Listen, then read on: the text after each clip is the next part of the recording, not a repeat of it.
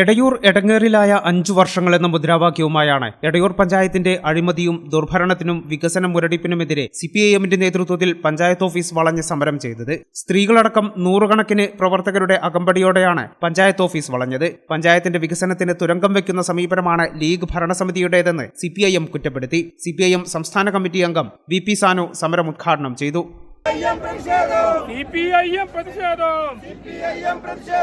എടയൂരിന്റെ പ്രതിഷേധം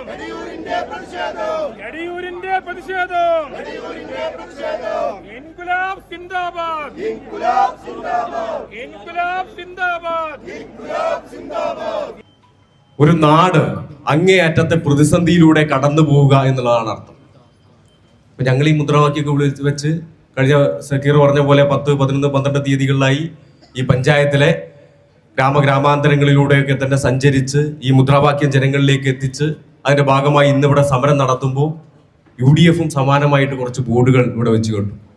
എടയൂര് മാത്രമല്ല കേരളവും ഇടങ്ങറിലായ വർഷങ്ങളിലാണ് അവർ പറയുന്നത്. പൊന്നാര ചങ്ങായിമാർ ഒരു പരിപാടി നടത്തുമ്പോൾ അതിന് സ്വന്തമായി ഒരു മുദ്രാവാക്യമെങ്കിലും ഉണ്ടാക്കാനുള്ള ഒരു വേണ്ടേ?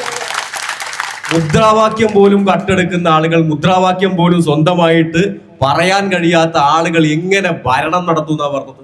എന്തായാലും ഒരു കാര്യത്തിൽ സന്തോഷമുണ്ട്, അവരും സമ്മതിച്ചു എടയൂര് എടങ്ങറിലായിരുന്നു. ഞങ്ങൾ മാത്രമല്ല, UDFുകാരും സമ്മതിച്ചു, നമ്മൾ മാത്രമല്ല, എടയൂര് എടങ്ങറിലായിരുന്നു എന്നുള്ളത് സമ്മതിച്ചു. ഈ കേരളത്തിനെ എടങ്ങറാക്കാൻ വേണ്ടി ശ്രമിച്ചു. ഈ കേരളത്തിനെ എടങ്ങറാക്കാൻ വേണ്ടിയിട്ടാണ് കഴിഞ്ഞ 10 വർഷത്തോളമായി 9.5 വർഷക്കാലമായി കേന്ദ്രം ഭരിക്കുന്ന ആളുകൾ തുടർച്ചയായി ശ്രമിച്ചുകൊണ്ടിരിക്കുന്നത്. നമ്മൾ വോട്ട് ചെയ്ത് അധികാരത്തിൽ ഏൽപ്പിച്ചവർ, അധികാരത്തിൽ കയറ്റിയവർ നമ്മുടെ നാടിന്റെ വികസന കാര്യങ്ങൾക്ക്, നമ്മുടെ അവകാശങ്ങൾക്ക് അവര് വിലങ്ങുതടിയായി നിന്നാലോ? പറഞ്ഞത് ഏത് വ്യവസ്ഥയാവട്ടെ, ഏത് കൂട്ടരാവട്ടെ, LDF ആവട്ടെ, UDF ആവട്ടെ, ആരാവട്ടെ,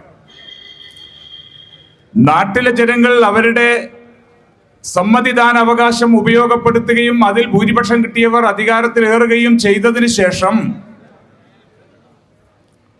നാടിന്റെ അവകാശങ്ങൾക്ക് വിലങ്ങുതടിയായി നിന്നാൽ എന്തു ചെയ്യും? സംസ്ഥാന സർക്കാരിന്റെ ലൈഫ് ഭവന പദ്ധതി പോലുള്ള ജനക്ഷേമ പദ്ധതികൾ പൊളിക്കുന്നു. 130 കിലോമീറ്റർ ഗ്രാമീണ റോഡുകൾ തകർന്നു കിടക്കുകയാണ്. തെരുവ് വിളക്കുകൾ കത്താതെ ജനം ഇരുട്ടിൽ തപ്പുന്നു. അഴിമതി മാത്രം ലക്ഷ്യം വെച്ചാണ് പഞ്ചായത്ത് പദ്ധതികൾ വിഭാവനം ചെയ്യുന്നത് തുടങ്ങിയ ആരോപണങ്ങൾ ഉന്നയിച്ചായിരുന്നു സമരം. സർക്കാരിന്റെ സുപ്രധാന പദ്ധതികളിൽ പഞ്ചായത്ത് ഉത്തരവാദിത്വത്തിൽ നിന്ന് ഒളിച്ചോടുകയാണെന്നും CPIM ആരോപിച്ചു. CPIM ഏരിയ കമ്മിറ്റി അംഗം KA സക്കീർ അധ്യക്ഷത വഹിച്ചു. Area secretary VK Rajeev, area committee അംഗങ്ങളായ KK Rajeev, VP Ramla, local secretary PM Mohanan, KP Shajimon എന്നിവർ സംസാരിച്ചു. അതിന്റെ വരുമാനം പഞ്ചായത്തിന് കിട്ടിയിട്ടില്ലെങ്കിൽ അതിൽ നിന്നുള്ളത് ഈ ഇടതുപക്ഷ പ്രസ്ഥാനമാണ്, CPIM ആണ്. ഈ എടയൂർ പഞ്ചായത്തിലെ സംവിധാനങ്ങൾ, ഇന്ത്യൻ നീതിന്യായ വ്യവസ്ഥയും മുൻനിർത്തിക്കൊണ്ടുള്ള പോരാട്ടത്തിലുള്ള ഇടപെടൽ എന്ന് പറയുന്നത്.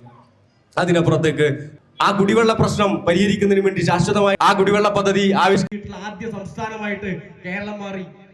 ഈ ചാനൽ ന്യൂസ് വളാഞ്ചേരി.